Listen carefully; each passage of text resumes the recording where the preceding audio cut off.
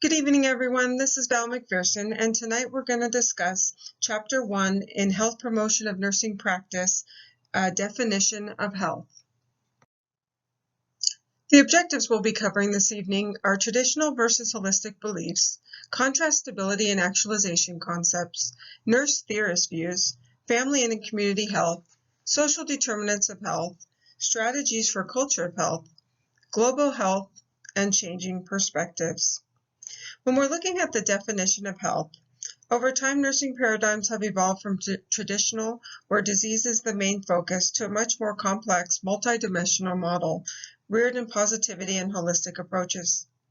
Subsequently, the emphasis on health promotion has simultaneously changed the concepts of nursing and health. As the nursing profession continues to evolve, it is important to remember that the concept of health is considered the basic building for our nurse theory.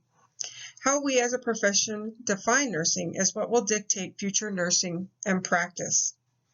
Some of the historical definitions of health is historically, according to Murdaugh, the Greeks inferred that health should not be viewed as a separate entity from the physical and social environments as well as human behaviors. Traditional definition of health has been defined as the absence of disease. However, it is always important to remember that the absence of disease does not always equate to good health. And when we're looking at what the World Health Organization states around health, the definition is a state of complete physical, mental, and social well-being, and it's not merely the absence of disease or infirmity. One question common to most patients stricken with illness is, why am I ill, and how do I get better? For centuries, people have relied upon spirituality and moral beliefs to provide an explanation for their illness.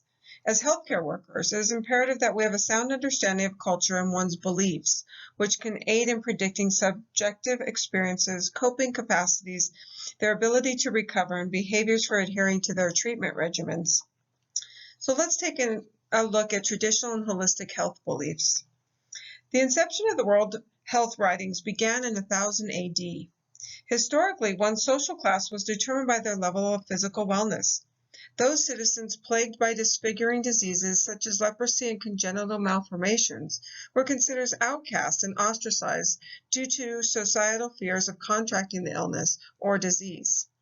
The meaning of health took on the connotation of being in harmony with nature, and the illness was viewed as something that was just unnatural. Traditional beliefs exist in all cultures, and they serve as a method for explaining the cause, treatment, or cure of an ailment or illness. For example, if we look at Western societies, disease is viewed as a natural phenomenon. On the contrary, in Vietnam, physical and mental illnesses are attributed to mystical beliefs, and health is seen as having a harmonious balance between poles of hot and cold that oversee bodily functions. If we look at holistic health beliefs, they're stated as if there is disharmony in the body due to an illness or injury, the mind, body, and spirit can have negative effects in other areas. The premise is that if there's a dysfunction in one area, the whole person is going to become affected. Greek philosophy inferred that harmony, equilibrium, and balance were identified as critical elements of health and illness. Plato determined that health was a state of being in complete harmony with the environment, and Hippocrates viewed health as the existence of harmony between the environment and individual habits. Murdaugh states that illness was considered an upset in one's equilibrium. As we look at the concepts of stability and actualization, stability-based definition of health are focused on the physiological concepts of homeostasis or internal stability and the ability to adapt. DeVos defines stability as a state of that allows an individual to adapt to their individual environment. Some of the nurse theorists, Florence Nightingale, Levin, and Roy, also emphasize stability as a key factor in defining health. Florence Nightingale viewed stability and health as the best a person can be at any one point in time. Levine was an early nurse theorist who believed that health was a state of balance between an input and output of energy that housed functional, personal, and societal integrity. And Roy's definition of health stability was a central concept known as adaptation. Adaptation was a successful state or process of being and becoming an integrated whole person. It consists of 4 adaptive models that include the expression of coping energies, physiological, self-concept, role performance, and interdependence. According to Murdaugh, an example of this is in an adaptive state. One is free from effective coping attempts that deplete energy, leaving available energy free for the health environment. Normality. Health is a state of normality. Therefore, the presence of disease represents abnormal functioning. If we look at the environment, environmentally focused models of health are dependent upon an individual's ability to maintain balance with the environment, critical in determining one's ability to survive. When we look at actualization, according to Halbert and Dunn, the term actualization has a restrictive connotation, and they prefer to use the term high-level wellness, which is defined as an integrated human functioning that attempts to maximize human potential for those maintaining balance and purpose within the environment of which they exist. So when we look at stability and actualization, they can be defined as a feeling of well-being, having the capacity to perform, and having the flexibility to adapt and adjust to stressors from situations that arise from one's own environment. So who were some of our nurse theorists and what were their conceptualizations of health? There were several nurse theorists that had different views on this: Roy, Johnson, Levin, Nightingale, King, Newman, Oram. Florence Nightingale viewed health as best that one could be at any point in time. Myra Levin viewed health as a state of balance between inputs and outputs of energy that exists amongst functional and personal integrity. Dorothy Johnson viewed health as an internal homeostasis in which balance and stability rose above all behavioral systems as evidenced by purposeful and goal-directed behaviors. And Callista Roy views health as a successful adaptation promoting being and becoming integrated. So what is the role of family and community in the definition of health? Murdaugh infers that the definition of family are two or more persons living together who are related by marriage, blood, or adoption is no longer the accepted norm in the American family. Societal evolution has resulted in families being defined in several different ways, as those who have biological, legal, or emotional ties. Also, a defined family may include nuclear families, single-parent families, blended families, same-sex partnerships, families with or without children, and sibling families. The biopsychological definition of family portrays the family as one that dynamic health and is an ever-changing state of well-being. This description includes the biological, psychological, sociological, spiritual, and cultural factors found within the family system. The definition also links health to family functioning, so in turn, family functioning is also directly affected by the health status of an individual family member. When we look at the family model of reciprocal determinism, it views family complexities, such as the environment and behavioral characteristics amongst family members who also share the same environment. Family values are key to learning, practicing, and reinforcing their daily routines. These routines can also be hindered when family beliefs and values come into play.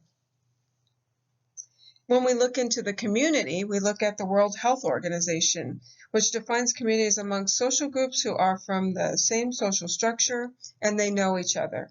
Geographical areas, common and common values further defines their communities.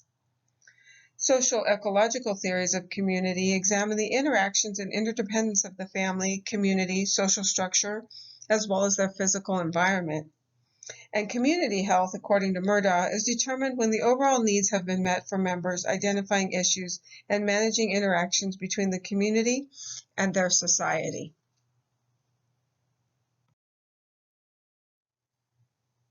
So how do social determinants of health come into play?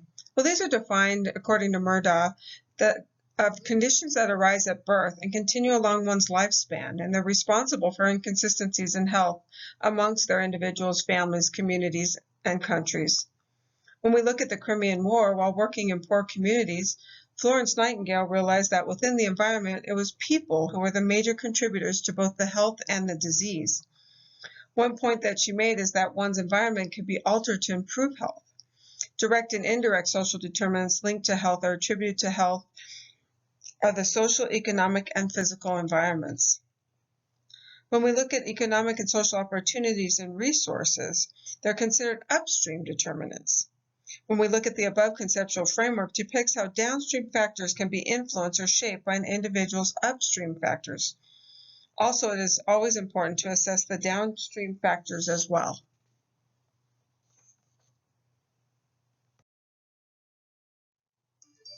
When looking at building a culture of health strategies, in 2013, the Robert Johnson Foundation embarked on a 20-year mission to build a culture of health for individuals and communities. A culture of health is in line with and builds upon the WHO's definition of health, which was their social, cultural, economic, and political determinants. There were 10 principles underlying that culture of health. Good health spans across all geographic, demographic, and social sectors. Attainment of our best health is a value held by society. It's imperative for individuals and families to take advantage of their opportunities for making choices that result in living the healthiest life possible. Collaboration for a healthy environment through business, governments, and the communities. No one should be excluded. Individuals, families, and communities should have access to affordable, quality health care, as is important for reclaiming health. Ensure that health care is always efficient and equitable. Healthcare spending negatively affects the economy when it becomes excessive and unwarranted. Public and private decision-making is directed by healthy individuals. And as Americans, we are all in this together. As we look at global health and what is its significance, the health of the world and the population is really made up of interconnections and interdependence. And the ability for the population to be able to continuously work together to make this a better place for all.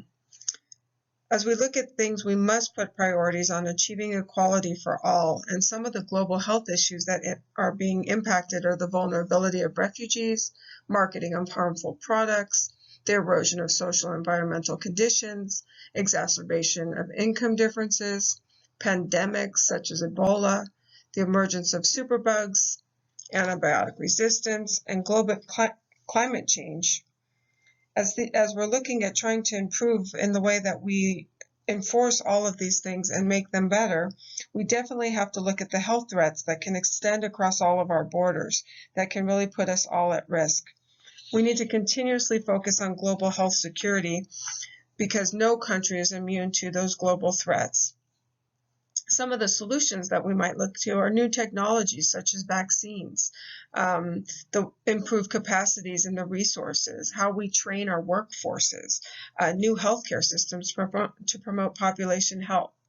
The goal of Global Health Agenda has got to be to improve the health of all the people in all nations by eliminating avoidable diseases, to reduce disabilities and deaths, and also by promoting education for all. Although these major drivers in global health are government and non-government agencies, healthcare providers are really playing a crucial role in assisting to identify these, addressing the communities, and then through community activism and civic engagement, really looking at our population health issues and understanding the work that needs to be done to improve people's knowledge as well as their adherence to these practices. So to recap, one of the key takeaways is to remember that the definition of health is defined by the individuals, families, and their communities. Individual health is global and cannot be separated from one's family, community, nation, and world. Making a proactive shift towards a broader perspective on health allows facilities to create proactive policies for addressing health, as well as assisting in health behavior. Since its inception, the definition of health has morphed from its traditional and curative model into one that takes on the multidimensional concept that incorporates physical, social, spiritual, environmental, and cultural dimensions. Nurses and other healthcare personnel should make themselves aware of all the identified dimension in one's health assessment, as this information is beneficial in developing strategies of health promotion. When assessing the social and physical environments, note that aspects of these areas may contribute positively or negatively on the health of an individual or their community. For an assessment to be considered as complete, it must include all three things: individual, family, and community. Thank you for listening to my presentation, and I look forward to your input. Attached are the references that I use for this presentation. Have a good evening.